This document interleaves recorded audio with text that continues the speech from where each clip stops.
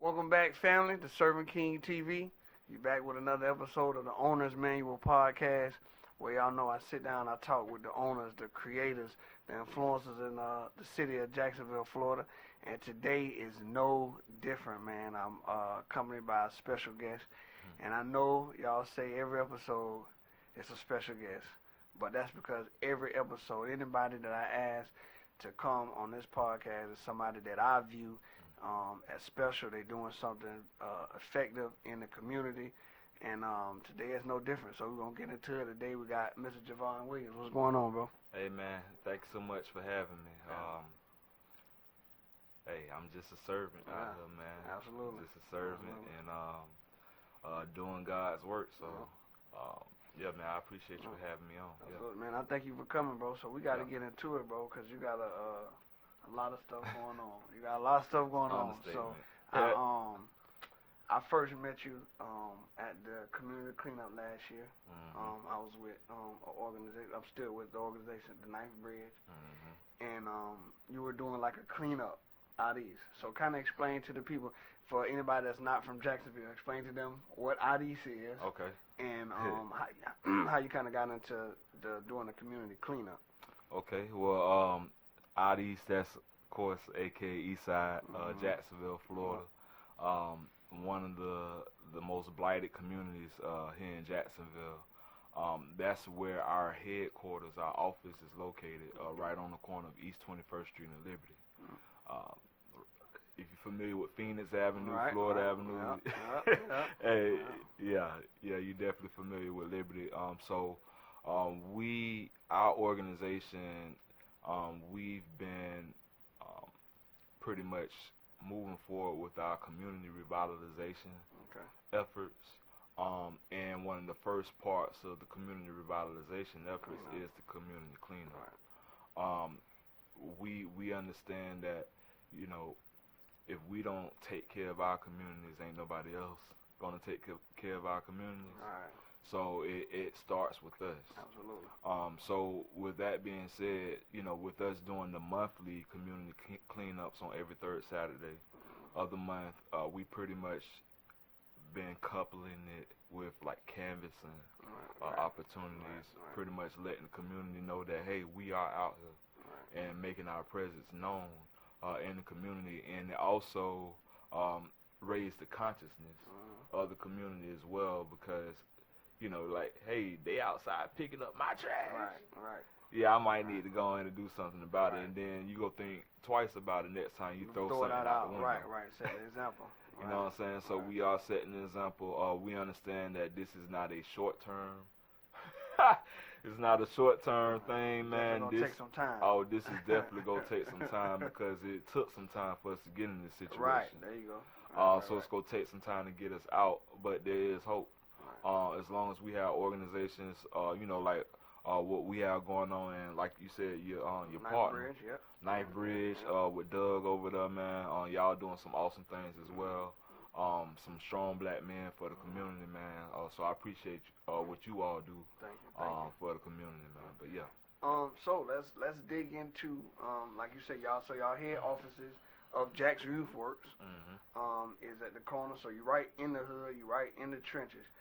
Tell the people who are not familiar with Jack's Youth Works what you guys do and kind of some of the things you guys got going on. Okay, you want to hear the spiel? Okay, all right, absolutely. Yeah. All right, so Jacksonville Youth Works, we are a 501c3 nonprofit organization, community economic development corporation, community tax credit organization, however you want to put it.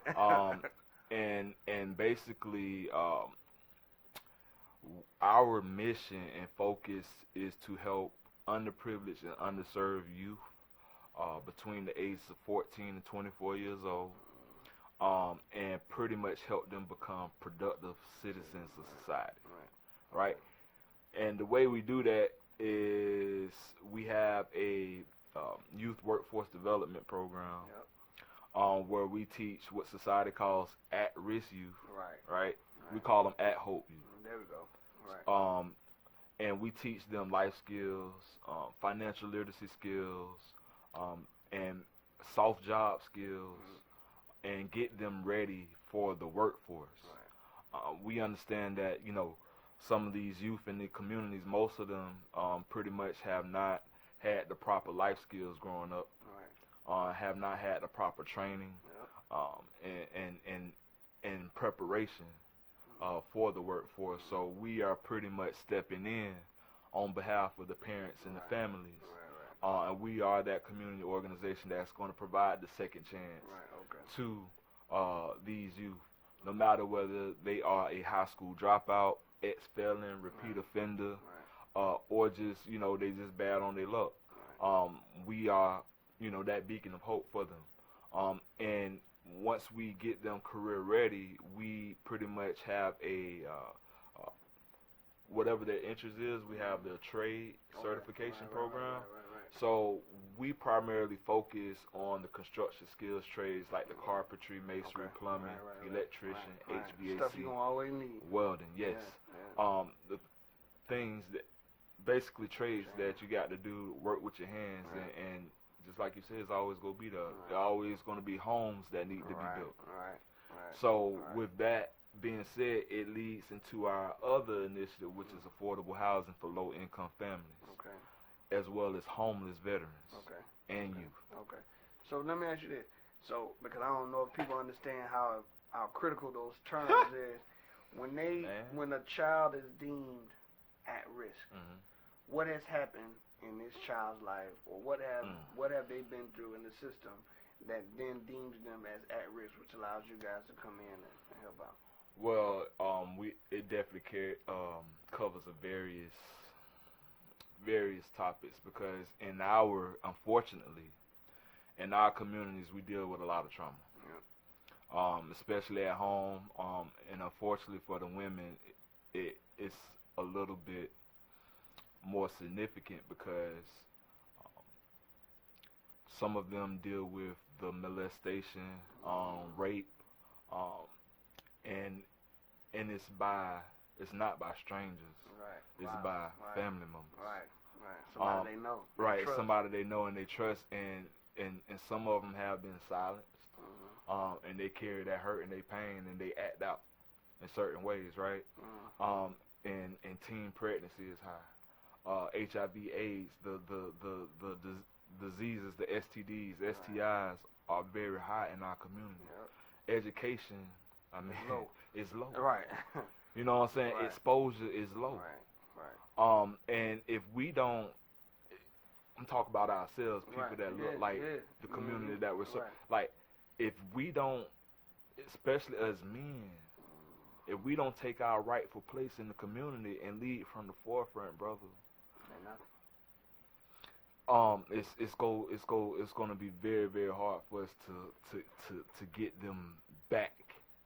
get us back to where we really, really need to be. And I've been working at this, brother, for a little over 10 years. I started working with Jacksonville Youth Works back in 2009, right before my brother had got murdered. His name was Michael Brooks Jr., and he got murdered due to gun violence by another brother. You know, so and he was an ex-dope boy, and he done, you know, he was wilding in the streets, and I had my little stint, you know, in the streets and with the law, and I was just fortunate enough to pretty much make it out, and I had a praying grandmama at the same time. Like, yeah, and it wasn't all me. So you know, God definitely covered me and allowed me to pretty much go through some things. Man, go through a lot of trials and tribulations as a young man, young adult, and as a young professional. You know, owning the business since I was 2009, started my own record label, and man, I really learned about people. Right. How do you, man? How do it's crazy, because I don't think do you think we deal with that enough? Like, I know we deal with when we killed and we unarmed by the police or the other race, and we should be outraged by that. We should be bothered by that. But do we do enough? When it comes to us being murdered by each other? Because whether we want to admit it or not, that's the majority. Brother, You know what I'm saying?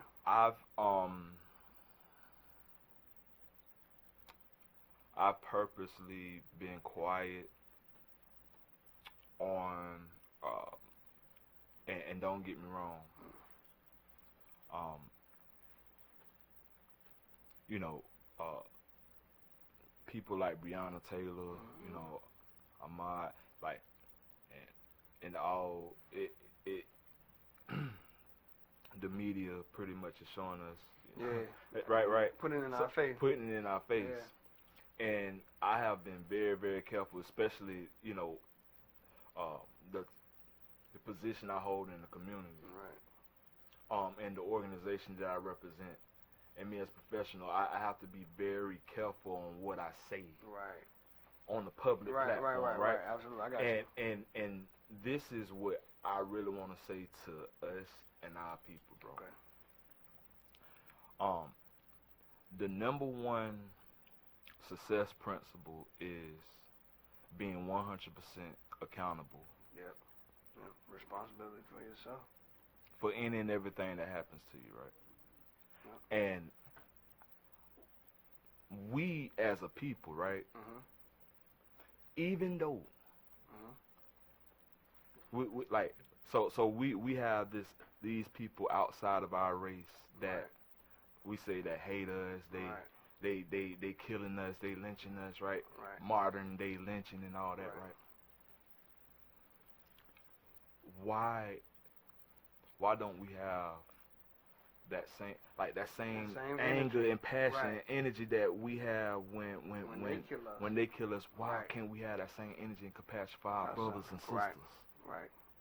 Like you my brother. Like that's my sister. Like why are we beefing for real? And this ain't your block. This ain't your neighborhood. Because guess what? You don't own nothing. You don't own nothing. Like literally, you don't, and we don't own nothing. And until we change the narrative amongst ourselves, They're brother, not gonna change it. and until we teach them how to make money for real, teach them how money works for real, right? I hate that we are the number one consumer of everything in the world, right? You have major companies pandering to us because, hey, we gonna spend. We're gonna spend it. We ain't broke, brother. Ain't that crazy? Because they'll identify us as the lowest on the wealth chart, but also the highest spender. Come on. But we have a money management problem. Because we know how to get it. We know how to get money all day. But how do we keep it? How do we invest it? How do we make it flip and flip? Like, how do we stash it in, you know, different financial tools that's going to generate and compound interest?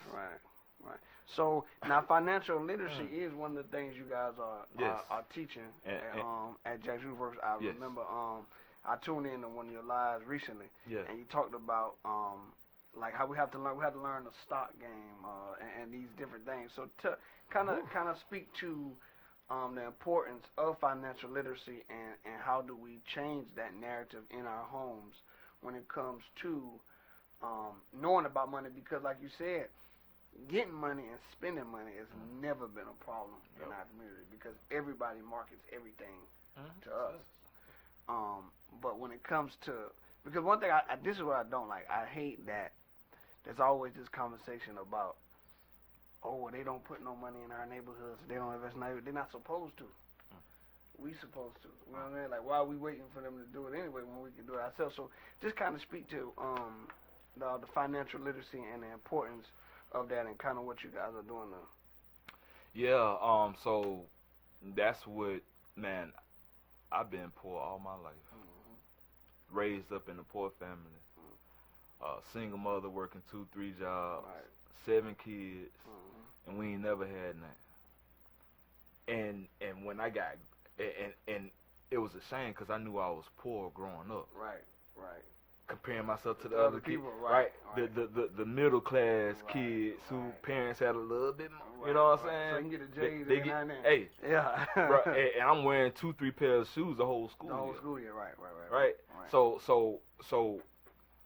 man, and knowing that, just being young, growing up, I'm like, man, like, and then growing as an adult, looking at how these white people and these other races are living, and why this side of town is looking this way, and the other side of town, they're flourishing, right? And their schools are flourishing, and their people are flourishing. And I'm like, man, what are we doing wrong? And then of course, like I said, I've been doing the nonprofit work. So I finally got a taste of some good success. Man, I've made a lot of good money, right? Right. Made a lot of good money, right? I'll tell you the story, man. Made a lot of good money, man. 6 figures, 4-5 years straight, man. And I went from making, I was at a job making $12.50 an hour as a third-party collector, right? Okay. And then I had got an opportunity to work for one of the Yellow Pages, one of the biggest, advertising marketing agencies in the world. So, man, I was making $12.50, and I seen how much money I can make over there. And I'm a young dude from the hood. I ain't never had nothing. You know what I'm saying? Right. And like, okay, bro. When I got on that sales floor, bro, took off, bro. Took off. Right. And consistently, I was in the top 20 percentile of the company until they closed down. And I pretty much thought that was gonna be my career. And like I said, I was making so much money at that time. Like, have you ever, like people used to be bragging on getting the income tax check. Right. You know what I'm saying? Bro, I'm like, man, I'm getting an income tax check every month. Week. Right. Every month or every week. Like, I'm getting commission on top of commission on top of my base pay. Like, bro, like, bro, I'm, man, killing these accounts. Bro, how important is sales? Because I think, bro, like, that's the number one. Yeah, sales. I think we don't know a lot about sales and marketing and how important that, because we do it every day. But we do it for every other company. Bro. But except our own. Yeah. Bro, don't nobody like to be sold to, right? Right. Don't nobody like a sales. Right. And I speak to so many entrepreneurs every day. And I, with me working at iHeartMedia, I deal with small to medium-sized business to big multi-million-dollar businesses. Right. So you get that range. So I get the whole range and scale, right? Right. And I'm like, bro, man, the thing is, man, they actually take chances with their business, man. They risk it. They risk it, and they make smart decisions based on data. Right. Come on. Data. Yeah. Based on data and facts, not emotions. Not emotions. Right. Like, if I bring you a big idea, and I can back it up by facts and figures, and I can show you several other case stories, we're going that way. Case studies that we're in similar situations. Hey, this is what happened. Like, hey, dog, in other business, bro. Not our businesses, but other businesses, they taking advantage, bro, and they are winning. Right, I got you. Yeah. So, brother, I'm sorry. No, going back to my financial literacy thing, bro, I never knew how money worked. Right. And I'm like, man, how does investment work? How does stocks and bonds? What is mutual funds? What is? And then I had to learn now I am a licensed financial advisor. I am a licensed financial advisor, so I'm not just talking from, bro. What I'm saying? I had to get, what I'm saying, educated. Right. Like, bro, how this thing work for real? Right. Bro, I used to hate insurance salesmen. Right. Anybody come to get you something? Bro, oh my, bro, the approach was, it turned me off. I know it. I shut you down. You know what quick. I'm saying? You couldn't even get it all out. Right. Yeah. Shut it down quick. Yeah. You know what I'm saying? And I'm like, bro, I never want to be an insurance salesman, but what I am, I'm a consultant. I'm an educator. I teach people how money works. Right. That's the difference. Hey, if you want to move forward with one of our financial products and tools, cool. Right. But I'm gonna give you a free book. Right. You know what I'm saying? Hey, you read up. You take it, and you call me back if you like it. Right. Exactly. Right. But I'm gonna give you this free gift. You know what I'm saying? Right. So that way, once you read it from front to back, you will have one complete 180. Right. You will have the knowledge now. Right. You ain't gonna have no excuse. Like we going through the 7 money milestones, and the first one is building an emergency fund. Right. Yeah. Saving. Right. Saving your money for 6 to 8 months as far as expenses. Right. Basically, building an emergency fund is building 6 to 8 months worth of expenses because you relying on this 9 to 5, but they can fire you at any time. 2020 showed us that. And there's pandemics, right? Like COVID, like so you with you not having an emergency fund, 6 to 8 months worth of expenses being saved up, bruh. You living paycheck to paycheck. Yeah. That's what paycheck to paycheck means because guess what? If something happen, if your car go down, bro, I was just about to say, listen. If your car go down, bro, and that battery go dead in the morning, it'll blow your whole month. Your whole month, and you was planning on doing this. Yep. But if you ain't got that emergency fund already stashed, bro, so if you already prepared, right. If you already done set yourself up, now, all right, so that's just the emergency fund. All right, boom, we got the emergency fund. If you don't have any coverage on your life and your family's life, that is trifling as hell. Yeah. I'm sorry. Yeah. It's trifling. Right, I got you. Like it's literally trifling, right? Because I'm gonna tell y'all a story. My brother I told you who got murdered, bro ain't had no doggone insurance plan. And we had to come together as a family to pay for his funeral. Yeah. And we had to go create a GoFundMe account to help pay for his funeral. And it was supposed to be him and his wife's responsibility to get himself and their family covered. Yeah. So how many of us leave our families in a situation like that to where we cannot build generational wealth because, hey, the breadwinner done died. Right. And he didn't leave nothing behind. He didn't leave anything behind. And we have not been taught. We have not been taught to leave an inheritance behind because what the good Bible says. Life insurance, that's easy. And if you get it when they born, you paying $2, $3, $4 a month. Bro, and you spend it all day. Oh, you go to the liquor store. Yeah. You go get them pokes from the store, like, bro. Yeah. Life insurance money. Life insurance money, but we ain't got. Hey, I ain't got it right now, man. Yeah. I ain't got it right now. Yeah. But we have stuff going on with ourselves and our communities and our families. People dying off every day, and that's what I'm saying, bro. Like other ethnicities have prepared themselves and their families. You never see them with GoFundMes, or very rarely. You said it. Very rarely, bro.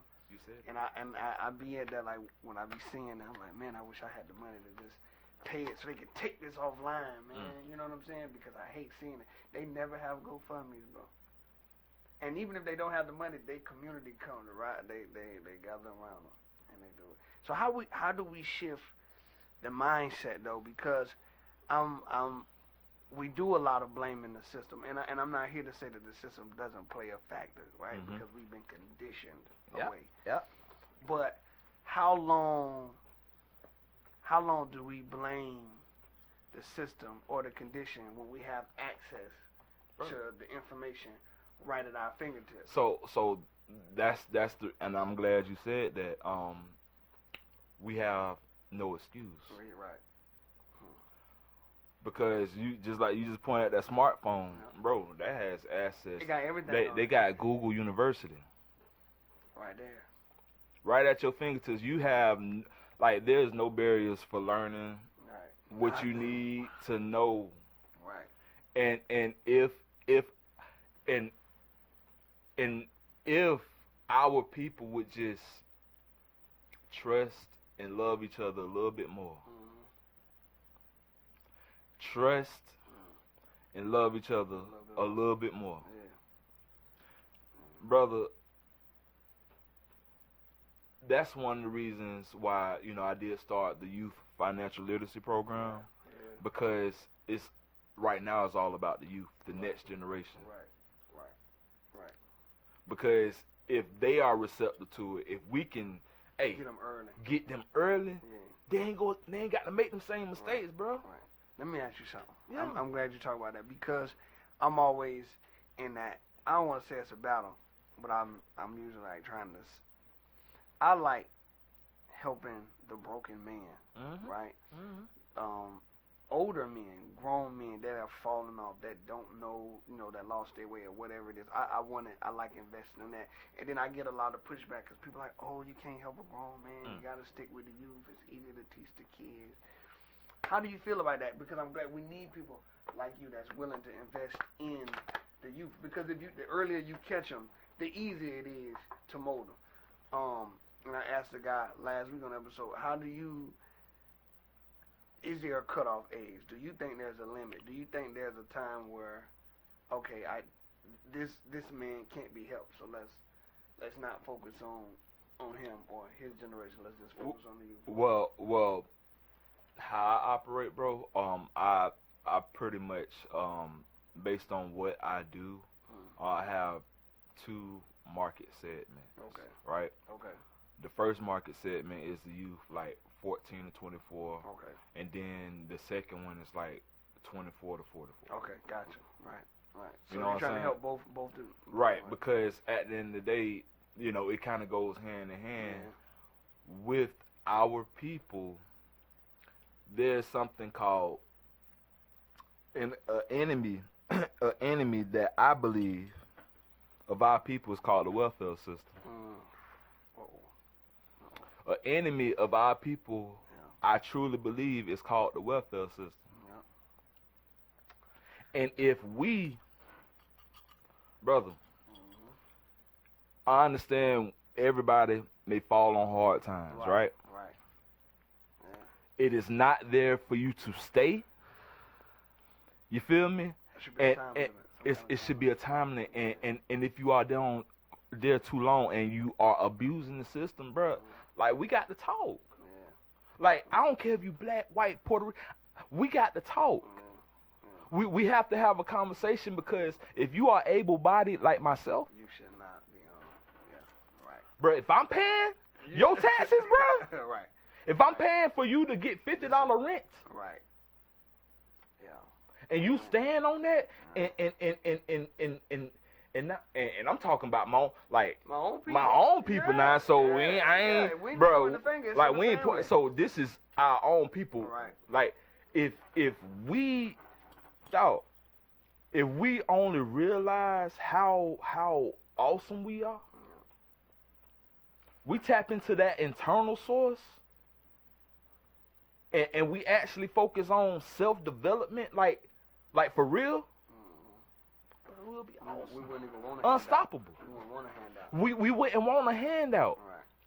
Right. And in the welfare system, basically, bro, they frown upon the man being in the household.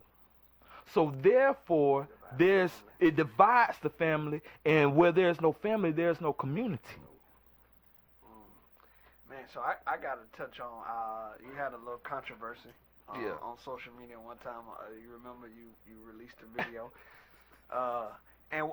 But what's so crazy, in the video is you never said one should vote this way or vote this way. You never picked a side. You just dropped a simple question: why are black people so committed to one particular party? And it's crazy how much emotion that you can see in those responses, man. Tell me about that, because that's usually one of the things I get flack for. Never. I've never committed to one side. My voter's registration card say independent. So I don't know how more official I can get. But when you made that statement, you got a lot of flack from your people. Yeah. Right. Yeah. Kind of speak to that when it which bro, like, hey. People done blocked me. Hey, they're like, hey, my friends went down. I'm checking. I'm like, God, no, that's right. The whole count. Lord have mercy. That is that. So basically, bro, just like I said, bro, especially this past election, it was a whole bunch of foolishness going on both sides. On both sides, definitely. On both sides, and we as a race of people, man, we have to be smarter than that, man. When you have to recognize pandering, you have to recognize manipulation, you have to look at people's track record, resume, history, all that stuff, and I understand people do change, but at the same time, we got to be smarter than that. And what I don't want is don't get mad, black people. What I don't want is for our country to become a socialist society. What I mean by that is, okay, you see all this stimulus.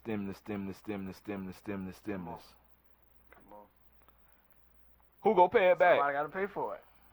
There we go. Somebody gotta pay for it. Who is going to pay it back? Where is it going to come from? And what is happening to the value of the dollar? We don't even think that far ahead, bro. Because we're in the middle of waiting on like a $600 check, a $1,200 check is gonna change our life, and we just waiting on it. And we don't understand the ramifications of that, which, like you said earlier, we all fall on hard times, and I do believe that a government in a country at some point should have some kind of support system for the people. Correct. Get it. But they should not be the foundation of how we eat and we like our everyday life. We should receive something especially in a pandemic like this, was unseen. It's worldwide. But I totally agree, bro. Like, eventually, and if we don't pay for it, our kids don't pay for it. Right, and so what is, okay, there are struggling, hurting families out there. People have lost their jobs. People, in dire situations, right, who need that stimulus check. When y'all spend the money, what's next? Right. Invest it. When you spend the money, when you spend all of your money, what is next? When you get your stimulus check, what is your money strategy? What is your plan for investment? What is your plan for a return on your investment? Because that $600, hey, you talking about spending with a black-owned business, that's fine and that's dandy, but let's be real, we only have a limited amount of options and a limited amount of industries that we dominate. We not there yet. And until we teach our people financial strategies, money strategies, entrepreneurship, building businesses, like hiring our people to take advantage of these tax credits and all this stuff that has been in existence for years, but we ain't know about it because we ain't know how money work. We ain't know how the tax code work. And people get mad at Donald Trump because he ain't pay how much in taxes when the whole goal of owning the business is to pay as least taxes as possible. Right. And you can write those Jordans off. You can write any and everything off. So you got a whole bunch of consumers mad. Right. There we go. Right. Whole bunch of people who got jobs mad. Whole bunch of laborers mad. But the business owners, the investors, they praising. They know what time it is. And let me, brother, can I give you just 4 quadrants of a grown person? Four quadrants of grown person. And I'm gonna give homage where homage is due. One of my mentors, his name is Richard Cuff. He gave me this method, man. It's called the Chloe method, right? Okay. And the Chloe method, CLOI, right? C stands for consumer, right? It's at the top left quadrant, right? Everybody is consumer. every day. You know, we consume in some form of fashion. We are consumers, right? Okay. But then you got the quadrant to the right of that. That is called the laborer quadrant, right?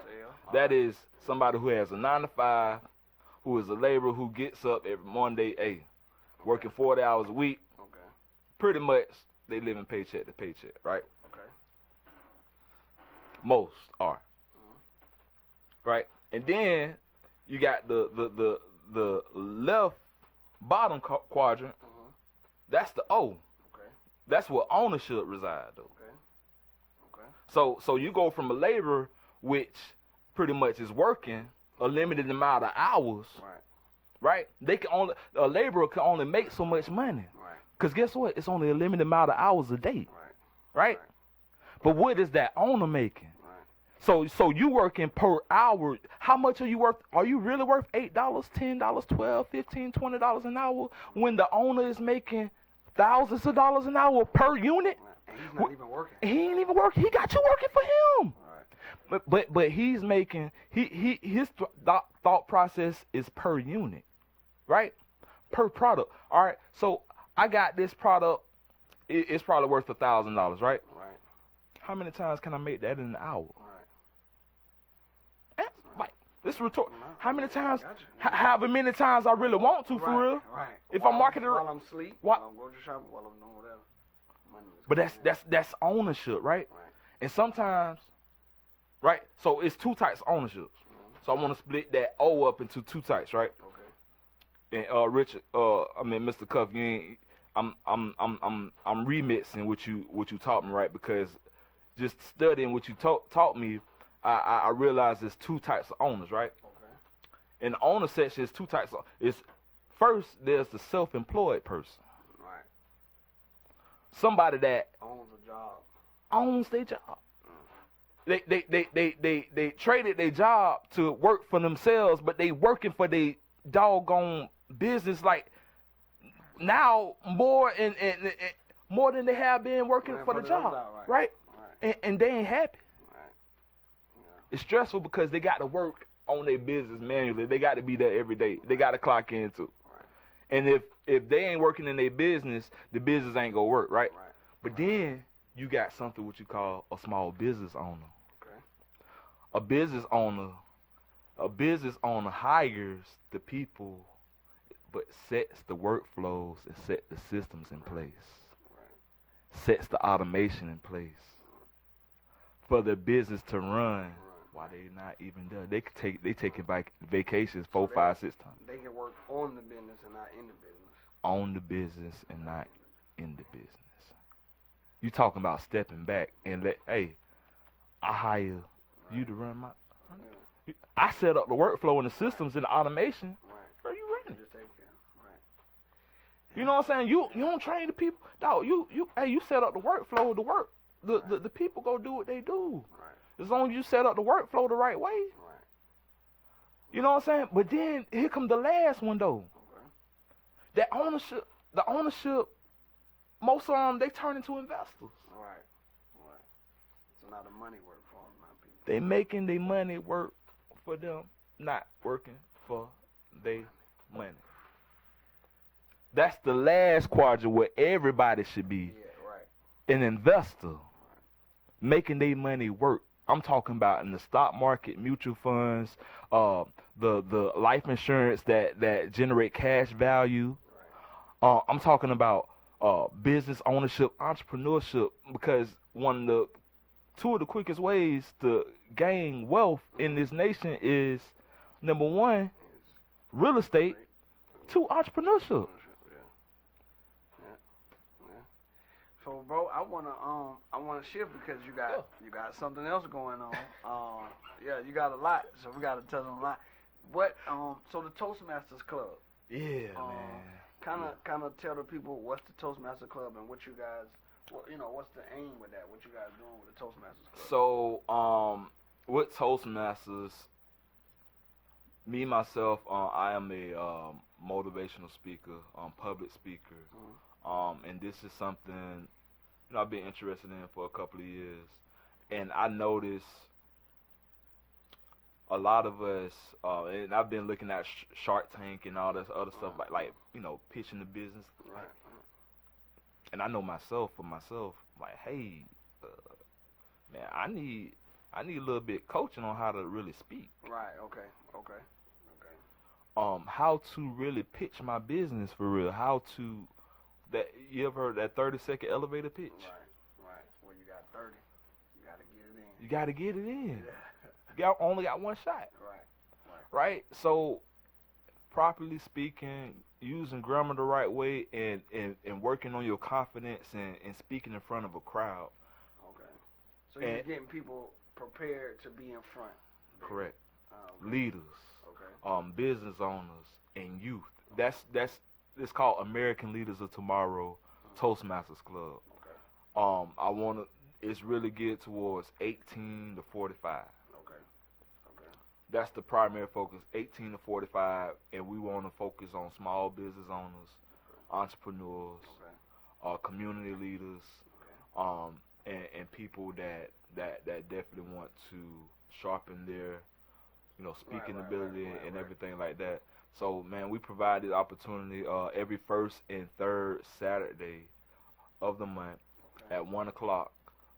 We are doing it virtually right now. So it will be our Facebook page, American Leaders of Tomorrow, Toastmasters Club. We're looking for new members.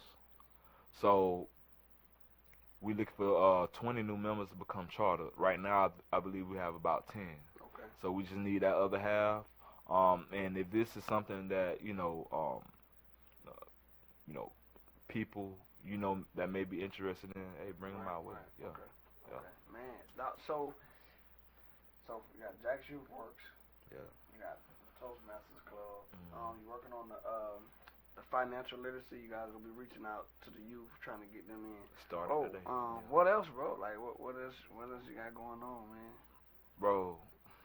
What does 2021 look like for America's Leaders and Jack's Youth Works? So for American Leaders of Tomorrow, I would like for our membership to be at 100 by the end of 2021. For Jacksonville Youth Works, we want to pretty much have 50 participants graduate from our program. And get certified and become career ready, and pretty much they're starting their career, right? In addition to that, we want to make sure that at least half of those students they get affordable housing for themselves. We're going to pretty much help them in that regard. We're going to have some fix and flip projects that's coming up within the next couple of months. We're going to have the students actually work on some of these projects as on-the-job training. Right. So they learn as they use the exactly. Hand, Exactly. So we have electric contractors, plumbing contractors, people who do pressure washing, painting. You know what I'm saying? Hey, we own it. You know what I'm saying? Landscaping, all of that, and we're gonna have some government contracts and grants that's actually coming down the pipe right now. Brother, we're in a great position, man, to employ a lot of people. Brother, like, we haven't been this close before, and I've been working a lot behind the scenes, man, to make sure that we have our paperwork straight and that our structure is in place. Right, I got you. Because, what I've pretty much found out, man, a lot of, especially black nonprofit organizations, the reason why we don't get the proper funding is because we don't have our paperwork together. Right. And the tracking and the measuring and all that. We know how to get it done. We just don't know how to officialize it or monetize it and put the right paperwork in place. And brother, that's what I've been working on. And had some, got with some professionals, and we pretty much built out the framework, man. And bro, we moving forward. We will be a multi-million-dollar organization very, very soon. But the thing is that we're going to provide a lot of jobs for the community, a lot of housing for the community, and a lot of opportunities for these youth and families, homeless veterans, and homeless youth. Gotcha. Okay. That's our focus, bro, is to make sure that we provide these opportunities for those segments of our community. Well, man, listen, tell the people where they can find you on social media, not just you. The handle for Jack's Youth Works, let them know, man. So for people that don't know, they can get involved and follow you guys. Yeah. So myself, Javon Williams, I do have a website. It's javonwilliams.com, JAVON Williams.com. You can also catch me on Facebook, Javon Williams the Motivator. Also on Instagram, Javon Williams the Motivator. We also have Jacksonville Youth Works, which is my nonprofit organization. You can look that up by its name, Jacksonville Youth Works, at Jack's Youth Works, JAX Youth Works, on Facebook and Instagram. We also have a Twitter page. And with my financial services, man, just hit me up on my telephone number, 904-370-9403. I do free financial and business consultations to anybody that may need it. Startup businesses, new businesses. Just reach out to me. I've been doing business development for a little over 10 years. Helping small, medium, and big businesses for a little over 7 years, with successful campaigns. So, man, just reach out to me. I'll be more than happy to help and to pour into whoever, and let's get it, man. Let's get it. Well, look, man, I hope that you guys enjoyed this episode. Man, I appreciate it. Yeah, this brother came and gave us a lot of game. Y'all know where to go. Now it's really no excuse because you know the website, you know what they provide. So listen, man, we can put our hands together in the community and we can really make a difference. So, hey, and we making the hood great again. Absolutely. I know you see it. We making the hood great again. Absolutely. It's like when the hood was ever great, you better look back at Tulsa, Oklahoma, Rosewood, Florida, over there in the Carolinas. We had communities that were very, very successful, black and prominent communities. We need to get back to that, and we will be getting back to that, and Jacksonville will be leading the forefront. And just rocking with and connecting with brothers like yourself and other community leaders, man, I really look forward to seeing what we are able to do together, banding together, collaborating together to help push God's vision forward, man. Definitely. Thank you, brother. I appreciate you. I appreciate you, bro.